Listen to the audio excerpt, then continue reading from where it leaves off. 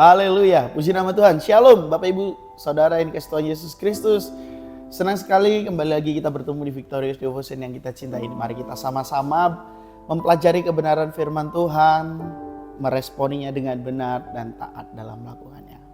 Kita berdoa. Bapa yang baik dalam sorga, kami mengucap syukur Tuhan Yesus untuk anugerah-Mu, untuk kebaikan-Mu, untuk kasih-Mu. Hari ini kami masih diberikan kesempatan, nafas kehidupan untuk kami dapat menjalani aktivitas kehidupan kami. Tuhan, kami tidak mau hanya sekedar mengulang hari yang ada, tetapi kami mau Tuhan memaknai setiap hari yang Tuhan berikan kepada kami dengan pemaknaan yang benar. Kami mau melihat bahwa setiap hari yang Tuhan berikan adalah kesempatan untuk kami semakin menjadi seperti apa yang Kau ingini. Urapi setiap kami semua dalam mengerti dan memahami kebenaran daripada firman-Mu. Urapi hamba-Mu yang menyampaikan. Biarlah kami bukan hanya sekedar pendengar, bukan hanya sekedar penyampai, tetapi kami adalah pelaku-pelaku firman-Mu. Kami berdoa dan mengucap syukur. Haleluya. Amin. Bapak Ibu Saudara yang dikasihi Tuhan Yesus Kristus, hari ini kita mau sama-sama belajar kebenaran firman Tuhan dengan tema Damai Karena Firman. Ayat bacaan kita terdapat di dalam Mazmur 119 ayat 165. Saya bacakan untuk kita semua. Besarlah ketentraman pada orang-orang yang mencintai Taurat-Mu. Tidak ada batu sandungan bagi mereka. Bapak Ibu Saudara yang dikasihi Tuhan Yesus Kristus, realita kehidupan itu tidak seperti yang kita, tidak selalu seperti yang kita inginkan. Tidak selalu seperti yang kita harapkan. Keinginan kita kan semua berjalan dengan baik. Ada amin? Ya pasti. Tapi ada masanya kita menghadapi tekanan, ya ketidakpastian, keputusasaan. Kita berhadapan dengan orang-orang yang membuat kita kecewa. Perkataan-perkataan yang melemahkan, yang melukai. Dan banyak hal lain yang tidak bisa kita kendalikan. Gak bisa Bapak Ibu. Kita tidak bisa mengatur seseorang itu untuk menilai kita itu seperti apa. Kita tidak bisa mengatur orang lain mau mengatakan perkataan apa tentang kita, itu tidak bisa. Itu mereka punya hak gitu. Yang bisa kita lakukan adalah apa? Meresponinya. Bagaimana respon kita terhadap penilaian orang lain, bagaimana respon kita terhadap segala sesuatu, itu yang menentukan hasilnya. Salah di dalam meresponi segala sesuatunya, maka hasilnya juga akan salah. Jadi respon kita yang harus tepat. Untuk memiliki respon yang tepat, tentu kita juga harus memiliki landasan yang kuat, yang tepat juga. Landasan kita adalah firman Tuhan, Bapak Ibu. Jadi dalam segala keadaan apapun yang kita hadapi tadi, kita tidak akan kehilangan damai sejahtera. Ada orang yang menilai kita dengan penilaian negatif, kita nggak akan kehilangan damai sejahtera. Bahkan ini anehnya ya Bapak Ibu, anehnya. Ada orang lain membuat ini karena kehidupan kita adalah sosial media. Ada orang lain membuat satu tulisan yang tidak tahu ditujukan pada siapa. Tidak ada nama kita ditulis di situ. Kita ngebaca itu, kok kerasa kesindir gitu. Damai sejahtera kita hilang. Ngelihat orang lain lebih baik, lebih maju, lebih segalanya dari kita.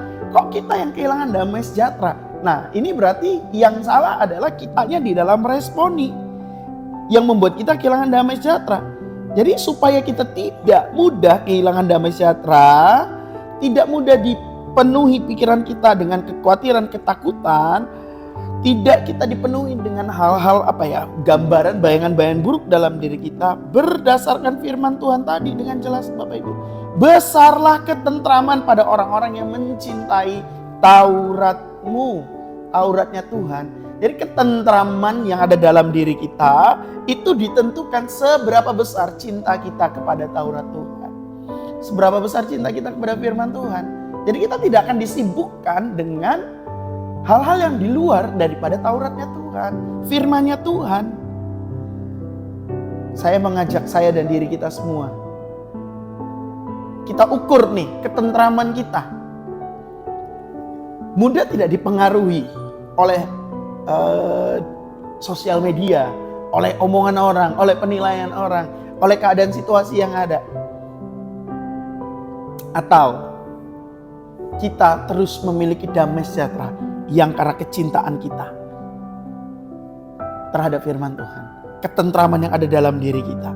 Makanya dilanjutkan, tidak ada batu sandungan bagi mereka. Jadi hal-hal kecil yang ada di luar kita yang tidak bisa kita kendalikan, makanya apa?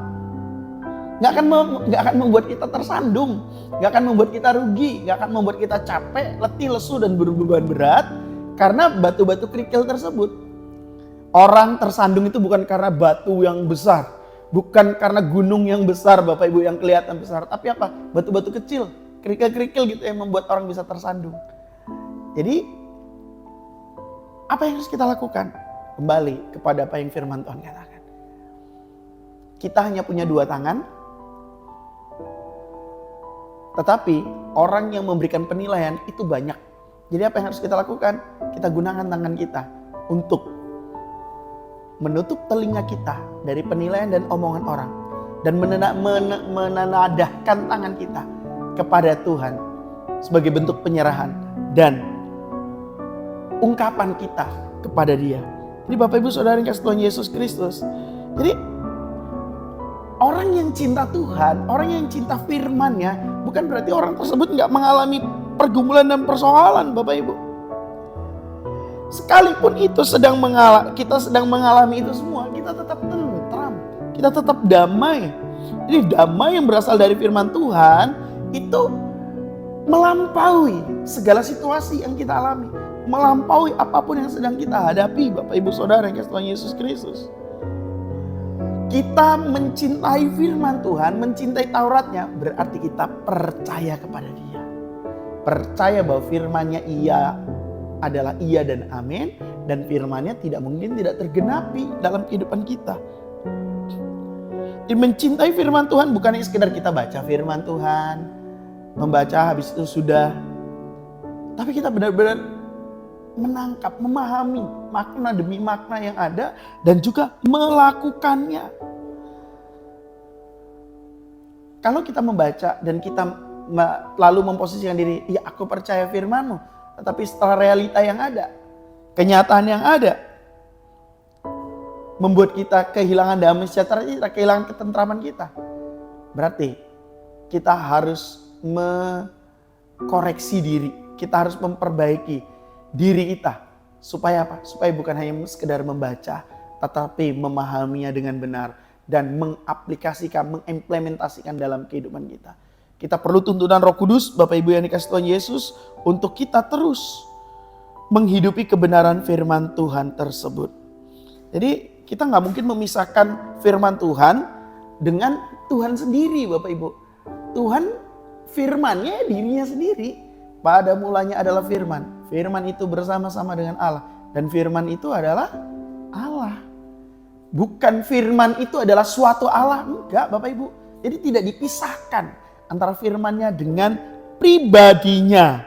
Jadi firman Tuhan itu menyatakan karakternya, pribadinya Allah itu sendiri. Jadi kita bisa tahu dari firman-Nya bahwa Tuhan yang kita sembah adalah Tuhan yang setia, Tuhan yang benar, Tuhan yang penuh kasih, Tuhan yang tidak meninggalkan kita. Jadi saya yakin dan percaya semakin orang mencintai Tuhan, semakin orang mencintai firman-Nya, semakin orang juga akan terus mengalami damai sejahtera. Karena hidupku hanya ditentukan oleh apa? Oleh kuasa-Nya, oleh perkataannya. Kalau kita percaya bagi Tuhan tidak ada yang mustahil, hidup kita ditentukan oleh firman-Nya, oleh perkataannya, oleh kuasa-Nya, apa yang membuat kita tidak tentram?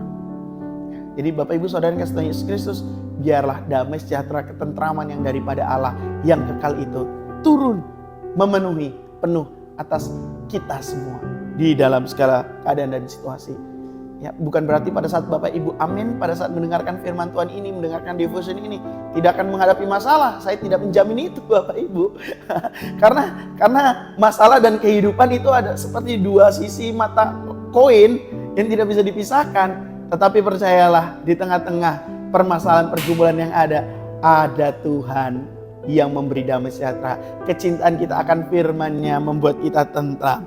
Amin buat firman Tuhan hari ini Bapak Ibu Saudara kasih Tuhan Yesus Kristus.